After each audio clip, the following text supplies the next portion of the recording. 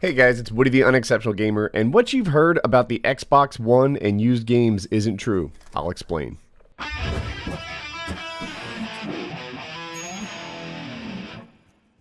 So everywhere I've been reading that the Xbox One won't let you play used games, or that the Xbox One is going to have a fee for used games. They give you no clue what that fee might be. It might be $5, it might be $60, effectively making your game have no resale value whatsoever.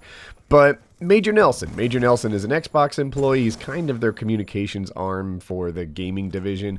He came out and confirmed this. We know there is some confusion around used games on Xbox One, and we wanted to provide a bit of clarification on exactly what we've confirmed today. While there have been many potential scenarios discussed, today we have only confirmed that we designed Xbox One to enable our customers to trade in and resell games at retail. Beyond that, we've not confirmed any specific scenarios. Another piece of clarification around playing games at a friend's house: you should be able to play your game at a friend's house. There is no fee to play that game while you were signed into your profile. That friend's house thing is kind of telling, though. So listen, they say, look, you can play your game at your friend's house, and you might think that means you bring your disc over and it'll work. I think what it actually means is you can pull down your profile from the cloud. You know, there's no fee to play that game while you're signed into your profile. You can pull in your profile from the cloud and play on any Xbox you want, upstairs, downstairs, in a different neighborhood, at your friend's house, etc. But the game is tied to your profile.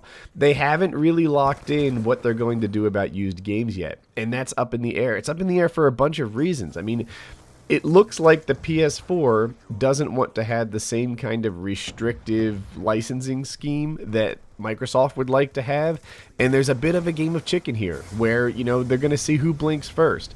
If Xbox imposes really draconian licensing schemes and the PS4 doesn't, then they're at a competitive disadvantage. So what they're doing is just saying, hey man, we're still kind of figuring this thing out. That's where they stand.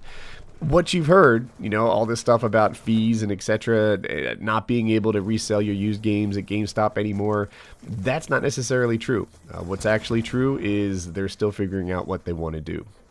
The console guys are up in arms, right? They're really upset that they won't be able to resell their used games. For me personally, it doesn't make that big of a difference. I tend not to sell in my used games because it's such a racket. I feel so ripped off when I buy a game for $60 and then I get like $7 or $3 in return for it. So I tend to just hold on to it. Like, it has $3 worth of value to me, even though it's old and I don't play it a lot. I'm not going to give it to GameStop for that money.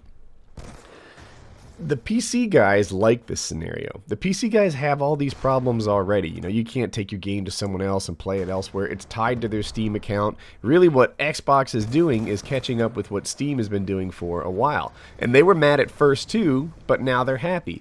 The big difference is, in the Xbox, games hold on to their full retail value, and this is PS4 too, for way too long. You know, you buy a game when it's first dropped and it's $60. But look, 6 months later, it shouldn't be $60 anymore. And over on the console world, they tend to stay at that price, and that's why the whole used market flourishes like it does. If you can start downloading games, and you will be able to start downloading games, and then those games' prices can drop. They have the flexibility that comes with not trying to organize Target, Walmart, GameStop, and more. Then they'll be able to do what Steam does and say, hey man, you know, look, this might have been $60 worth of fun and excitement the day that it dropped, but now it's not. Now it's time to sell this for $40. Now it's time to do a, you know, Steam sale weekend or Xbox sale weekend or PS4 sale weekend and drop the prices by significant amounts, you know, make the things $4 games. If they do that in the console world, like they've been smart enough to do that in the PC world, then I think the console guys will be as happy with the situation as they were over in the PC world. So yeah, not as much is confirmed as you think. And it is possible to do this right because it's been done right before over at the PC Master Race.